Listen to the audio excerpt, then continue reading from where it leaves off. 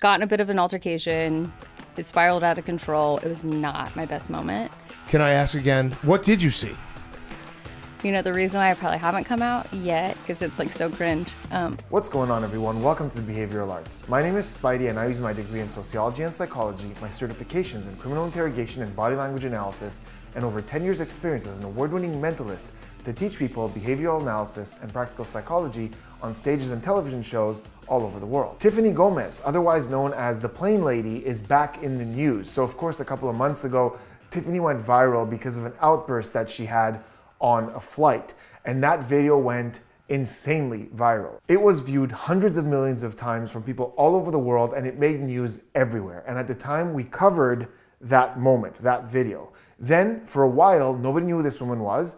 Then she did a couple of interviews, an apology video. We analyzed those as well on the channel. Then nothing for a couple of months, and now she's back in the news. She did a couple of interviews with Inside Audition, a couple of podcasts, and she's finally answering the question, what did she see on that flight? But what do her body language, facial expressions, and word choice reveal? And more importantly, why did the answer she gave on this podcast and this interview directly contradict each other? Now, the focus of this analysis will be the interview she did on a podcast called Pardon My Take. I will leave a link in the description to the full interview. The reason I'm using this one is because we get the longest unedited answers, and we're going to see a lot of really interesting behaviors that are going to give us a lot of clues as to what she's thinking and feeling and what really happened on that day. So without further ado, let's dive right in.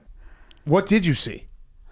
You really start off with that? Well, it's a hard question. You start off with a hard question, and then it's like everything's going to get easy off that. Yeah. Wow. We can start off, and then we'll jump to Big Guy's question. First question, sup? Yeah, sup. Sup? All right, so I'll start it easier then. No, I'm kidding. No, we can get to that. All right, so how crazy has your life been in the last few months? I don't even know how to explain it, honestly. There's like no playbook to going viral, right? No. Yeah. Like, I'm just a normal person, is contrary to what people think. Promise you I'm a pretty normal person. And after this all went viral, yeah, my life did change. Like, I chilled for a little bit, and people didn't think that because like DMZ and all the things, but no, I did. Like, I didn't come out of my house for like over 4 weeks. Okay, I know you guys want to talk about that massive dodge of the first question, and we're going to talk about that. But before we do, there's a really interesting expression of emotion that I want to start with. So as she says, I don't even know how to explain it, we see a very distinct gesture. We see her head kick back as her eyes open up wide.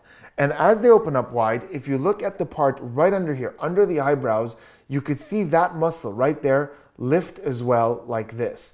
Now the eyebrow doesn't actually lift much, it moves a little bit, and we'll talk about why that is in a moment, but we see a lift here and the eyes open up wide. So if I were to list the universal emotions on the screen right now, these are the emotions that research has shown everywhere in the world are expressed more or less the same way. There's a very high recognizability rate pretty much everywhere in the world. And I were to ask you, which of these emotions do you think is consistent with that? Eyes open, eyebrows up, and even quite commonly with that head kicking back, which one would you say is the most consistent with that? If you said surprise, you'd be correct. But if you said fear, you wouldn't be wrong either. Both these emotions have the eyes open with the eyebrows raised, and both can happen with us backing up from whatever the source is. But there's a slight difference between the two. In fact, there are 3 slight differences between the two. One is the mouth. With surprise, the mouth drops open. We gasp often. With fear, it tends to draw back a little bit more like that. So more of this motion. But if we look at the eyes, there are 2 differences as well. The first is with surprise, the eyebrows go straight up like this. Everything opens up because we're trying to take in as much information as we can to know how to react. With fear, they do go up, but they're drawn together. So look, surprise, fear, surprise, fear. The second one is the bottom eyelid. With surprise, it's neutral, eyes open wide up. With fear, there's tension in the bottom eyelid. This is fear, this is surprise. So in her case, when she says, I don't even know how to explain it, it's the eyes opening up, no tension down here. And if we look at the muscles under the eyebrows over here, they're just going boop like this. They're not being drawn together in any way. This is surprise. Her reaction to this entire event has been surprising. She's taken aback by it, which is why we even see the head kick back as those eyes open up. She didn't expect this. She didn't know how to deal with it. She's still shocked by everything that's going on.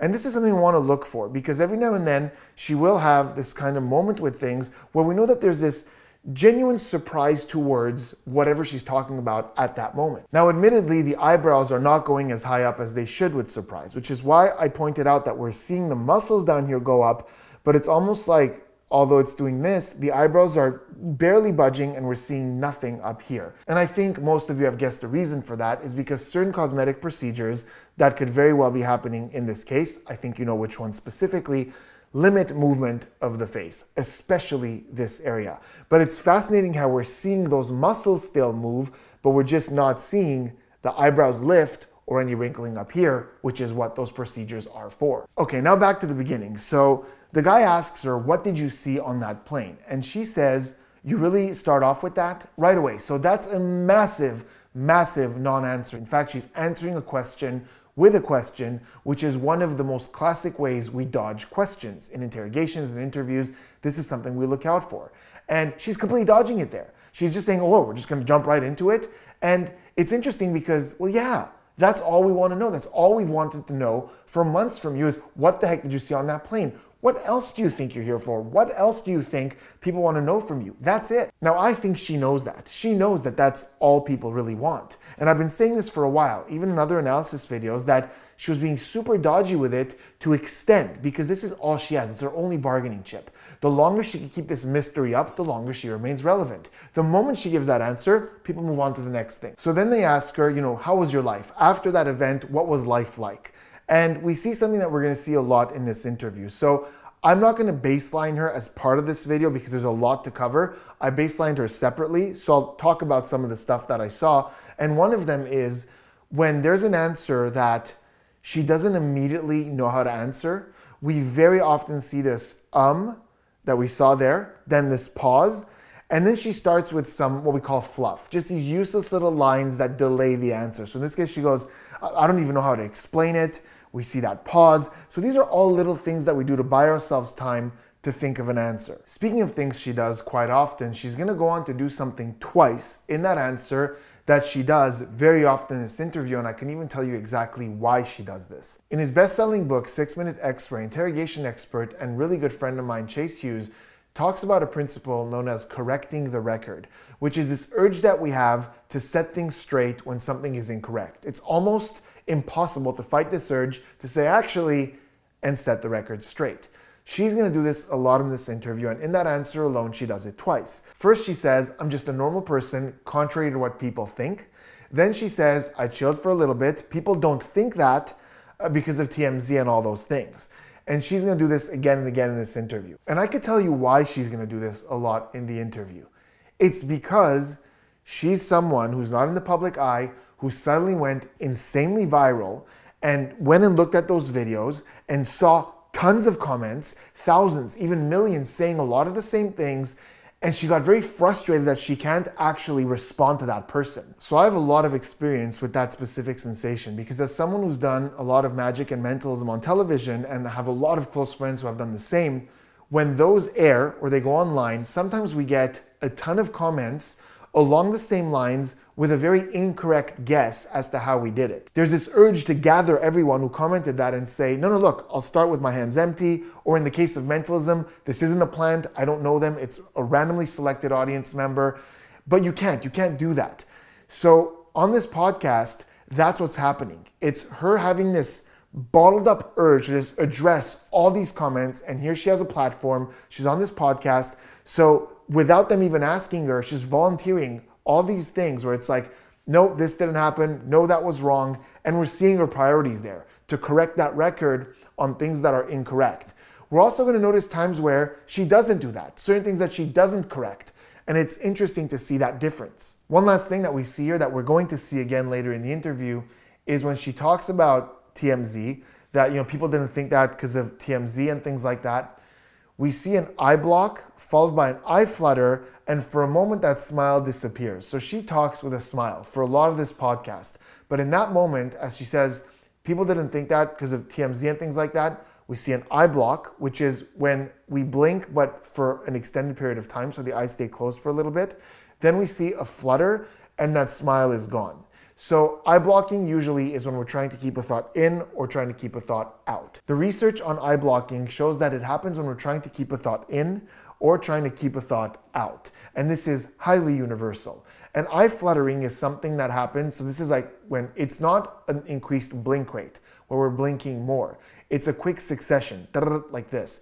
And this happens when we're processing something. But eye fluttering also happens in pre-aggression. When we're feeling a little aggressive towards something, it might happen because we're trying to process emotion rather than thought. So in that moment when she's talking about the TMZ thing and we see all these gestures, it has a tone of just being annoyed. If you look at that, it just really feels like this thing that she doesn't want to deal with, eye block. We have the flutter because she's processing emotion. The smile is gone. I think she's just annoyed with the perception that people had on her based on the TMZ thing. And we're going to see this cluster, this eye block and flutter, a lot when she talks about public opinion, giving me the indication that she's quite annoyed with a lot of the narratives that are out there. Obviously, I leave the airport finally, which I did not get arrested. I know everyone thinks I did. Don't know how I didn't, but I did not get arrested. And I had already left when they like came out with some citation or something. So I didn't refuse to sign anything. Like I just was gone. You left, yeah. Yeah. So I'm like in the Uber calling my mom. I'm like, this is bad. I just knew what a fool I acted. Like I just knew, like I knew I was going viral. Yeah. And you know how social media is. Like I'm not dumb to realize what's going to happen. So that was like a later flight. By the time I got home, I am like literally like a crazy person, not literally, but searching like American Airlines on TikTok. Like I'm like, I know it's going to come out. Okay, that clip is going to be really, really quick because there isn't much I want to talk about there, but you need the context of what she said there for the next clip because there is some stuff happening between the two that is, for me, just it's hurting my brain. So really quickly in the beginning, again, we have that correcting the record. I wasn't arrested. I left before they showed me any paperwork. So again, we're correcting this record. But really pay attention to what she said happened next. She got in the Uber and called her mom. So from the way she's talking about it, it certainly sounds like she's alone, but definitely she's not with her mom. So she's in the Uber. Then she goes home. She said she goes home and she's saying how paranoid she was, thinking that this was gonna go viral. She knew it was gonna go viral. And she's on her phone just constantly checking because she knows what's about to happen. Keep all that in mind because now we're going to move on and look at her next answer and compare that to what she just said. And I'm going to have a lot of questions about that. But before we get to that, do me a huge favor, hit that subscribe button, turn those notifications on for more behavioral analysis and practical psychology content. And to regular viewers who want to encourage the channel, I will leave a link in the description where you can learn more about memberships and how you can join. And I got on another flight at 6 a.m. on Southwest. Successful flight. Successful flight. Wearing the same outfit? Yep. Did you put your hair down at least the next time? No, I can't. Like my hair's wet. Like the reason why I slick it back like that, people think that's like, oh, she's trying to get no. Like that's my lazy fit. Like yeah, you're wet. On an airplane. My hair's wet. Yeah, like I tie it in a bun. Yeah. Like it's long as hell. It takes 30 minutes to blow dry it. Like I ain't trying to do that every day. Right. So yeah, we get there and we're going on a cruise. So you like drop off your bags like immediately. So I can't even change. So the only person that knows what's going on is my mom. And we have like my grandparents, my siblings, everybody's there. On a family cruise. Oh yeah, but I'm the only one on, like I'm on a separate flight. Right. I'm meeting them there. So yeah, I like can't even like get a new shirt out of my bag. I'm like, Mom, do you have a hat? Like, do you have a beach hat? Like sunglasses, anything. I am so confused. There are things about this that I'm convinced I must be misunderstanding to the point where I must not speak the English language because what she's saying doesn't make sense. Let's dive into why I'm saying that. First of all, she says that she took another flight at 6 a.m. So I don't know the exact timeline of the flight where the footage was taken, but the easy assumption is that she's talking about the next morning, unless that was a really, really early morning flight, which I don't think it was at all. So I think it was the day before. So she's probably talking about the next day, 6 a.m. Regardless, doesn't matter. The host asks in the same clothes. And we see something that we see quite commonly with her, where the tongue goes up and touches the top lip like this. And this is something we see often with women who are wearing lipstick or lip gloss because it's the tongue's impulse to go and do a lick lip, But when you have lipstick or gloss, you don't want to mess it all up. So it's a very minimal lip lick. It also has an element of what we call hushing or mouth blocking. So whenever we don't want to say something or we say something we shouldn't have said, we might bring something in front of the mouth like this. We might compress the lips. Sometimes we bring an object up like this. And every now and then you might see someone use the tongue like this as a hushing gesture. So within this context, he says, so you're wearing the same thing, and we instantly see this. Yeah, that was pretty silly of me to wear the same thing. So it's some sort of like, she knows how silly it looks that she would have worn the same thing the very next day when she's the one who said she knew how viral this video was going to be. Then she even kind of crumbles in shame. So I think this is all just kind of a silly me and kind of feeling silly about that whole decision.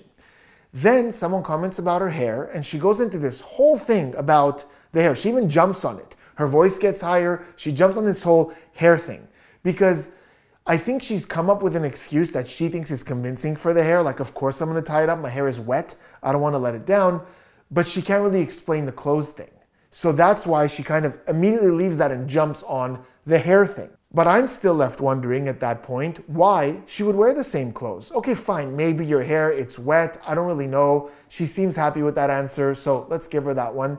But you haven't answered the clothes thing. Why would you go back wearing the exact same thing if, according to what you said, you were super terrified on your phone checking to see, knowing it's going to go viral? Why would you go back wearing the exact same thing? Then she says a series of things that I found were so bizarre. She says that, because they had to drop off their bags, I can't even change. But what are you talking about? You said you went home. I don't understand this. I really, and I tried really hard, guys, to understand what the heck she means by I can't even change. You said you went home. You talked about, you said you were in the Uber and you said you went home. So unless she means she went home, then she went back to the airport and at that point realized she had to change and couldn't do it, I don't get what she's saying.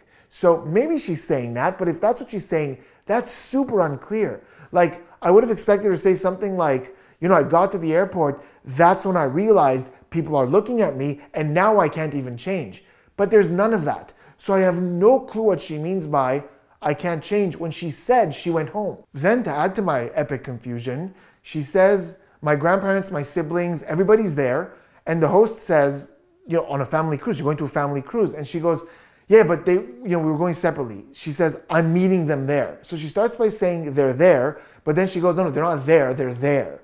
And then she says, I'm the only one, I'm on a separate flight. So now it's, they're already there, I'm gonna meet them there, I'm on a separate flight, not we, I'm on a separate flight. Then she talks about how she was asking her mom for a hat or something. So it's so confusing to me, because she's starting with, grandparents and siblings are there, but no, they're not there. They're there. I'm meeting them there. So why did you even bring that up in the first place if they're not even there? Then it's, I'm the only one. I'm on a separate flight. Then her mom's there. So you're not the only one. Your mom's there with you because you're asking her for a hat. And once again, why are you asking her for a hat? Like desperately, like you have some sort of a hat or something when you went home and you could have changed at home. So to me, it doesn't make any sense. It's almost like she's trying to reflect that she didn't want the attention. She was super paranoid about the attention, but doesn't actually have a good explanation as to why she didn't change when she was home. If she knew, she said it herself, that this video was gonna go viral. Because then when the apology video came out, everybody was like, oh, it's a different person. Oh Are my you God. a CIA plant? Is this a big op that you're Oh going my against? God.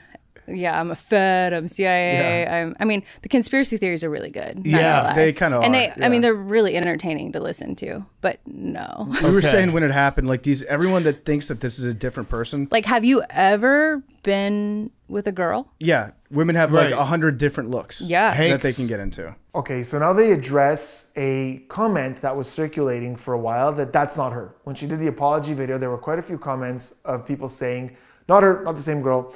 And she's asked about this. And the first thing you'll notice is a mocking tone towards that comment. We do get a direct denial here after she talks about the theories and she goes, but no, which is a lot more than I could say for some other answers that we're going to see soon that get really, really dodgy. But that one got a direct denial. After that, she kind of chuckles a little bit. And Anyone who's really forcefully trying to look like wants this to be a lie might go that smile after she says no is duping the light, which is a small smile that we sometimes see in liars that's associated to the excitement of getting away with a lie. But that could just as easily be a smile of like laughing at that theory, because she is being quite condescending throughout this entire piece. And that's a big problem that I have with duping the light. Hundreds of things can make us smile. So I'm not a big fan of, every time somebody smiles, oh, duping the light, duping the light, duping the light. It's usually much more subtle than that. That's just flat out laughing. So we get a direct denial. Notice what happens when she says really entertaining. When she says that the theories were really entertaining, we see that cluster of irritation. We see the eye block with the flutter as that smile, which is quite consistent in the sensor, goes away for a moment, then immediately comes back. That is pretty much the definition of passive aggressive, because she's saying that, they were really entertaining, and we almost sense the sarcasm in the way that she's saying that, but then that little flutter with the eye block kind of gives it away that she's feeling irritated towards these rumors. And then she gets quite condescending in saying, have you ever been with a girl? Not, have you seen a girl? Do you know women? It's questioning the virility or the masculinity or the charm of anyone who would say something like that. Like, have you ever even been with a girl? So it's getting quite condescending towards the men, I guess, who are making that comment. Now, I don't want to spend too much time talking about the theory of this not being the same woman, because we already talked about it in a previous video, but really quickly, it's not enough. It's not enough to say, oh, they don't look the same, therefore that's definitely not the same woman. Because again, you have to explain how that would happen. And that's the thing that blew my mind the most. Of all the comments that think it's not her, 99% is just that one line. Nope, not the same girl, not the same woman, that's not her. Oh my God, that's not even her. That's it. There's no further reasoning, there's no critical thinking, there's no trying to develop that argument. Because the moment you do, you have too many questions to answer. For example, she has family, right? She said grandparents, siblings, her mom that she's rather close with. Wouldn't they notice? Wouldn't they be like, wait a second, that's not Tiffany. That's some agent, some crisis actor that came in. That's not her. So what did they do? Did they silence or replace everyone she's ever met and then everyone they've ever met as well? It sounds like a really expensive project for some woman who had an outburst on a plane. And once again, it's a very difficult argument to make that random commenters on social media would know if it's her or not more than her own family and friends. So I'm not saying it's for sure the same woman, because I rarely speak in absolutes and I don't know her. What I'm saying is, I haven't seen a well-presented and well-reasoned argument for it not being the same woman. Just these one-liners from commenters who don't really get how critical thinking works. Wait, so, okay. Can I ask again what you saw? Yeah. The reason why I probably haven't come out yet, because it's like so cringe, I did not see anything. What? I mean, I think y'all knew that. Okay. We honestly had no idea. Yeah. You said you did. No, I did not. The Those media. You said this mother is not real. I said that mother is not real. These or okay. Apologies. Yeah. So I got in a bit of an altercation. It spiraled out of control. It was not my best moment. So Everyone has bad moments on planes. Yeah, but mine, 450 million plus people have seen it. Yep. It's that many? pretty. Jesus. That's a lot of people. Exactly. So what you're saying is that clip that we all saw, that mother is not real, is not like you thinking that someone is an alien. It was just the tail end of an argument. It was an expression of speech. Okay.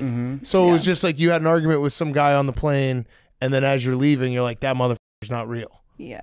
Okay, buckle in. This is going to be a wild one. So before we jump into this response, I need to give the lie detection disclaimer really, really quickly for those of you who are new to the channel. So there isn't a single behavior or series of behaviors, whether it's verbal or nonverbal, that can allow anyone on this planet to know with certainty when someone's lying. That behavior doesn't exist. There are a lot of studies that show, oh, a bunch of people did this when they were lying, or did that when they were lying, but then other studies contradict that. The reason for that is that we all do different things when we're lying, and no two humans are the same. So there isn't a universal tell for deception. There are, however, universal tells for stress or for an increased cognitive load when we're really thinking about something, which happens in deception. So the way lie detection works is that we look for a cluster of behaviors, both verbal and nonverbal. Numerous behaviors happening at the same time that would indicate either more stress, an increased cognitive load, or signs that someone is fabricating something rather than actually trying to recall what happened. But even if we see a cluster, it doesn't mean for sure someone's lying. It's just an increased probability of deception. So in an interrogation or in an interview, it just means we want to ask more questions about that topic. It never means the person's lying for sure. That being said, there is a cluster fest in this answer. So she's asked, what did you see? Tell us what you saw. Fine, what did you see on the plane?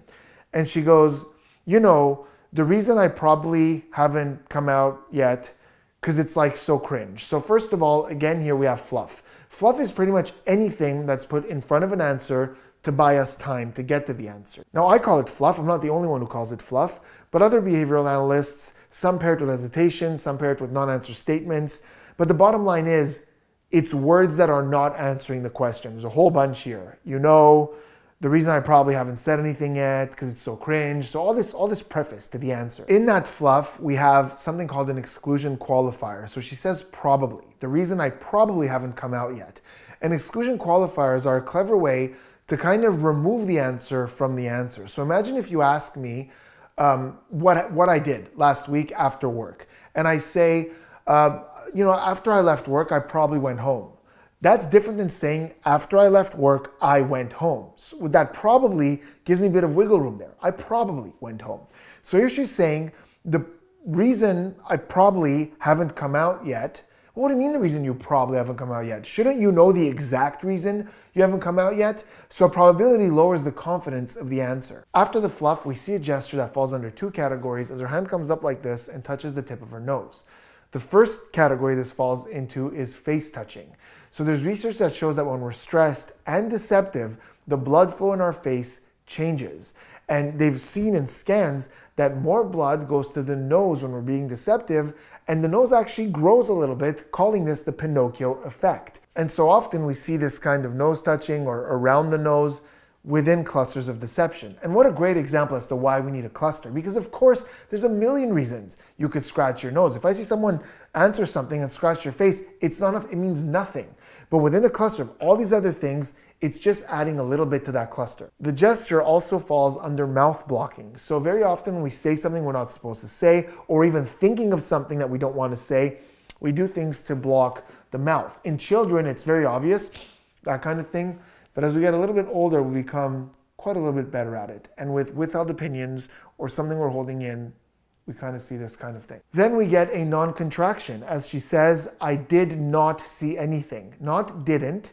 And she's someone who's not using contractions that often. It happens a few times, but she speaks casually. Didn't, couldn't, wouldn't. But here we get a, I did not see anything. And it really jumped out at me because she's not often using those non-contractions. And again, non-contraction is something that sometimes people just talk that way. By the way, it's important to consider baseline. I should have said that in the disclaimer. If you know someone who constantly touches their face, or you know someone who constantly uses probably or exclusion qualifiers, it's meaningless. We're looking for these clusters of behaviors that differ from the way a person normally behaves. So if someone often says, I did not, I could not, I would not, it wouldn't matter. But in her case, it really stood out. The reason a non-contraction contributes to a cluster of deception is because we often say that liars are trying to sell, whereas truth tellers are just trying to tell. So a truth teller isn't concerned as to how their story is going to come off. They just tell you what happened because they know it's the truth. They don't have to sell it. But people who are making something up very often really feel the need to sell it, so they want to make sure everything is clear. And that did not makes it very clear. Then after the I did not see anything, again we see what? We see that tongue come up and touch the top lip, which could be a lip lick, or it could simply be that mouth blocking that we sometimes see people do with their tongue like this, again as a way to hold something in. Then they ask her again a little bit about what she said on the flight to try to elaborate, and she goes, no, I did not. Again, a non-contraction. No, I did not say that. And she clarifies, I said that MF was not real. I didn't say these. So here she's getting overly specific, which does contribute to a cluster when we really zero in or focus on a specific part of the question. Here she's going, I didn't say these or anything like that, I said that. Well, that doesn't make a difference whether you said these or him or those or this. Doesn't matter. You said something. MF is not real. So focusing on a very unimportant element of the question. So we certainly have enough here to constitute a cluster of deception. Now, what does that mean in interview or interrogation? Does it mean I immediately am convinced this person's being deceptive? Absolutely not. It just tells me I need to ask more questions about this and really dig in to this specific answer. There are other reasons we could see a cluster of deception. One of the main ones is the fear of not being believed.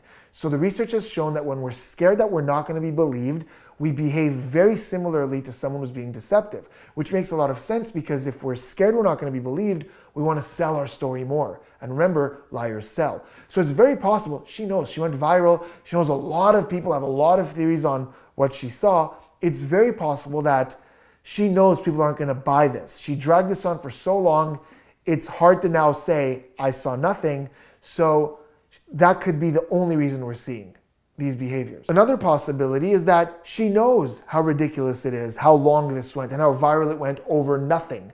So the guilt could be associated to how silly this whole thing is rather than a deception. So yes, behaviorally that's a cluster of deception, but we have to critically think as to why else we might be seeing these behaviors happening at the same time. Could be deception, could be the fear of not being believed, or could be the guilt of knowing how long something so silly has dragged on. A few other things in that clip. One of them is when she says 400 million plus have seen this. Now, in this interview, numerous times, she says how ashamed she is and how she didn't want to go viral. But at that point, let me play this for you. I'm going to put it on mute. I'm going to play it for you. And I'm going to ask you a multiple choice question. So look at this clip right here.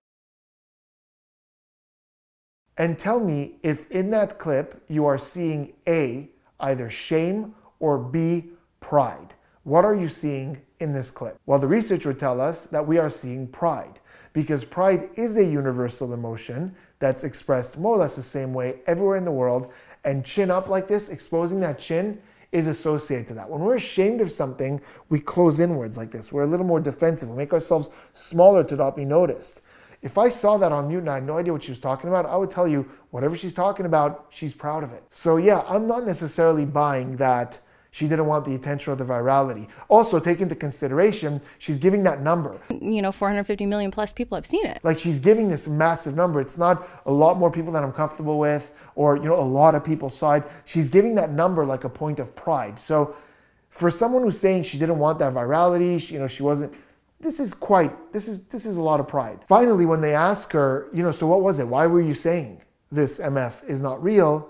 She says it was an expression of speech. She means figure of speech or expression, but not expression of speech. But regardless, that's not what's important. What's important is, no, it's not. Saying this person is not real is not a figure of speech. It's literal words. She's not saying this guy's not for real. She's not saying this guy's a phony. She's not saying this guy's not being real. This guy's not a real one. She's saying this MF is not real. That's not a figure of speech that I'm aware of. And I think she knows very well that that's not a figure of speech. And the reason I think that is because she doesn't seem confused that people don't understand what she meant by that, right? Let me give you an example. Let's say I use a popular figure of speech in saying, I'm so hungry I could eat a horse, right? That's a pretty common figure of speech.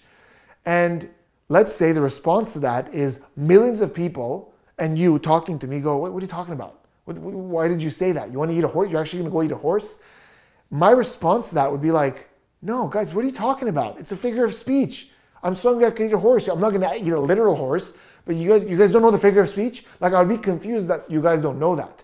There's no part of her going, yeah, guys, come on. That MF is not real. It's a figure of speech. You guys have never heard that? She knows it's not a figure of speech. She's just kind of throwing that out there like, yeah, no, it's just a figure. It's just an expression of speech. And then when the host at the end tries to explain it and says, you had an argument, and on the way out you're like, that MF is not real, look at her agreement. It's like this muffled, with the vocal fry, really unconfident. So there's a lot to this that feels really dodgy and unconvincing with low confidence answers. And a lot going on with this answer that I'm not very convinced with. So Daily Mail was like the first to take it and run with it. And they're like, she saw a not real person. And I'm like, they are making me look batshit. I mean, and given I did, I did look absolutely crazy. Mm-hmm. But no, I just was in my feels, needed to get off that. I was highly distressed. Not a good look. It was not a good situation. So was it? It's not a good look. So was it armrest? Guy smelled bad? I was thinking no, I was seat. actually in the aisle seat, and I gave up my aisle seat. So gave up. I was in the middle seat, and it was just there was just a really bad energy, and I don't want to get into like all the details of that. Just as you know, it's ongoing, and this is probably not the smartest to get into that, but yeah. I feel like you're vindicated now because it really was everyone thought like, oh, she saw something. She saw something. She's crazy. She's on drugs. I mean, like, I wish I did. That's just an expression. It would have like, been that way cooler motherfucker's if I not did. real. Yeah. It'd be way cooler if I did. Yeah. Yeah. First and foremost, she talks about the Daily Mail and how they made her look batshit. And as she says batshit, by the way, notice we see that cluster of surprise again where the eyes open up, the head kicks back a little bit. And again, we see the muscles here move up a little, and we see the eyebrows this time move just a little bit upwards, but it's meant to look like this, but it doesn't. It looks like a muffled version of that. But the point is, she's saying that the Daily Mail said she's crazy, and she goes on to say, but no, I didn't see anything, and reiterates that. But why didn't you say it back then? When that came out, when the Daily Mail came out and said that, and you're bringing it up like, it's kind of surprising to you that they would say something like that.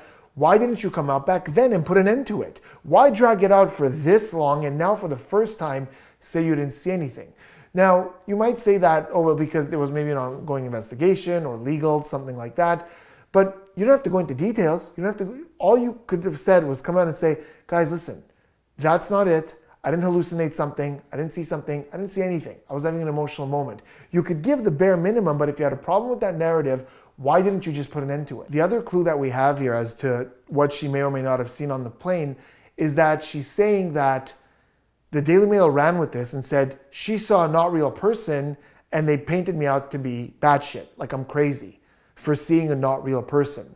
So this is subtle, but there's a clue here as to what's happening in her mind. The only explanation to seeing something that's not real is that she's crazy. She's not even entertaining the possibility that seeing something not real could be an alien, a ghost, a reptilian, a shapeshifter, a spirit, and all these other things. No part of her is entertaining the idea that her having seen something could be legit. She is directly equating without a second's thought. This isn't even thought out. She's just saying it that the only reason she would have seen something that's not real is that she's crazy. And this goes back to something I said in the first video. So many theories came out of people saying, oh, she must have seen insert whatever, from aliens to shapeshifters to demons to spirits. And I said it then and I'll say it again now. I'm not saying these things don't exist, but a woman screaming on a plane is not evidence of any of those things, especially when she comes out and goes, well, they said I saw something, so they thought that I was crazy. When she comes out and says something like that, it makes anyone who felt that her outburst was evidence of whatever they want to believe in look ridiculous. Because even within the community of people who believe she saw something, for sure, because she's freaking out, they disagree on what it is she saw, whether it was a reptilian, an alien, or a spirit. So again, I have a lot of problems with arguing from a conclusion. In other words, you have a conclusion, you're only looking for things that support that conclusion, and confirmation bias. And I think anybody who's looking at this as evidence that she saw something specific, like it's for sure a reptilian and nothing else, that's not it. That's not how evidence works. Again, not saying it's impossible, but it's not for sure evidence of that. Anyways, then she goes on to say that there was really bad energy, and I don't want to go into details because it's ongoing, so a lot of ambiguity there. What's ongoing? Is there a trial? Is there a case? Are you being sued? What's ongoing? So very dodgy there, by the way. I'm not sure anything is ongoing. And she goes, there was this really bad energy, and then goes on to say that she just basically had to get out of there. That explains nothing. Like that doesn't, the bad energy. What does that mean, bad energy? Bad energy might explain why you would go, I don't want to sit here, why you would leave. It doesn't explain why you had this hysterical outburst and went on to say, even off the plane, there's footage of her saying, don't let that flight take off. She thought that the other passengers were in danger. And we're going to talk about that a little bit later. But saying that there was bad energy there, but just you should have left, doesn't really add up because it doesn't explain why you were that worked up over it and why you were saying that there's a danger here for everyone on this flight. So a lot of her answers aren't really adding up. Then at the end, something interesting happens where the host says she saw something, she's crazy, she was on drugs. So he mentions the drugs. He brings up the idea that she may have been on drugs. Because it really was everyone thought like, oh, she saw something. She saw something, she's crazy, she's on drugs. I mean, I wish I did. And notice how she doesn't address that at all. She keeps talking. Now, This might be okay if she wasn't the type of person who consistently throughout this interview was correcting the record. Even when she wasn't asked, so many times, we saw it earlier, she brought up things to correct them. Say, people said this, people said that, this is wrong, that's wrong. But even when he brought up the drugs, she's not coming out and saying, oh, by the way, a lot of people are saying I was on drugs. That's not true. I didn't take anything. Nothing like that. So it's not a huge deal. But I just find it interesting that for someone who keeps correcting things, even without being asked, she didn't correct that. Now, on Inside Edition, in her interview, she was straight up asked if she was on something. Take a look. What do you want to say to the people out there who are like, okay, this girl was drunk, this girl was on something? I had an altercation and I felt very strongly that I needed to get off the plane. So I don't know if that's one smooth take. It could very well be a cut because after the question, boop, it zooms in on her. But that's the answer they chose to publish. And there's no denial. There's no, I wasn't on any of those things. In fact, it's a non-answer. He's asking, what do you want to say to people that you were on substances? And she goes, I had an altercation. It's not, no, I wasn't on anything. It's that I had an altercation. It's not a correction. It's just I had an altercation. Now, again, there might be an edit there, but I'm sure if there was more of an answer to that, a denial or something, it would have been in there, but it's not. So when it comes to substances, and I don't know what substances, there's a wide range of substances. I think the fact that she's not correcting that, whether it's coming up or not, the fact that on Inside Edition, she seems to have been asked specifically that, and it doesn't seem like there was a direct denial of that specific element. I think there might be the possibility that there may have been a couple of drinks at the bar and the lounge. I don't really know. I'm just saying I'm not getting a confident denial of X or Y substance coming into play. Your worst moment exists as the internet's focus of who you are as a person. Yeah. So and people think I've been trying to I've been trying to dodge it, honestly. I put out the apology video because obviously I am really sorry to everybody on the plane. That I disrupted a lot of people, and I travel a lot, and that's just really not my character. It was just a wild situation that I was in, and I did need to get off. I just wish I would have done it peacefully. Okay, I'm sorry. She says, I've been trying to dodge it. Sorry, no, you haven't. You really haven't. You're on a podcast. You're on a podcast saying you've been trying to dodge the attention from this event. Months later, you're on a podcast. This is one of many. You did an interview with Inside Edition. You did an interview with TMZ. So you're not trying to dodge it. I'm sorry. That was I don't even need a cluster of deception. That's just not true. But again, here she's saying there was this altercation. I should have stepped off. But I'm not really getting why she felt that the rest of the passengers were in danger. Fine, you had an altercation. You had to step off. Fine. Why was everyone else in danger? So luckily on Inside Edition, she was flat out asked that question. Yes. Why did you think the people were in danger on the flight? Just due to the altercation. I don't want to go into too much detail for legal reasons. Talk about a non-answer statement. What? Your altercation with someone convinced you that everyone else on that flight was in danger? It seems like the only way to connect those two is that she felt, due to this altercation with someone, that that person was a threat to that plane. That person was a massive danger to that plane, which would kind of explain why she would storm off like that, hysterically yelling about that person and getting the heck off the plane, warning everyone else that they're in danger. That must be what this is. And again, she's saying for legal purposes. What legal purposes? Is she being sued by someone? So again, tons of dodginess around this, but to me, there's a big gap between I had an altercation with bad energy to yelling hysterically that everyone else is in danger. But what's so crazy is everyone thinks I'm this marketing genius, which is highly entertaining, but I actually do real estate investments. That's my primary source of income right now. Okay. Yeah, Legit. So Yeah. I literally don't. I've done marketing my whole career, promotional and e-commerce, but primarily now just real estate. Now here she's saying that people think she's a marketing genius, which is highly entertaining. Then she goes on to say that that's incorrect because she's actually in real estate investment. So when I heard that, I was like, okay, so we were wrong. You're not in marketing. Got it. But then she says that she's only in real estate investment at the moment, right now, and says that she's been in marketing her entire life.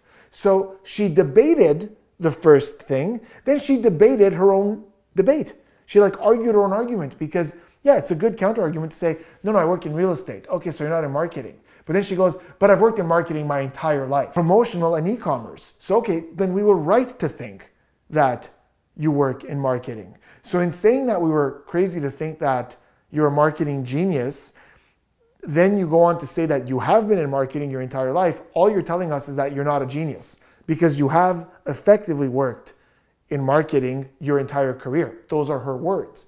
So all you're correcting us on is that you're not a genius, but you're still in marketing. But here's my much bigger problem with that statement. She's making a point of saying that she's not in marketing, right? That right now all she does is real estate.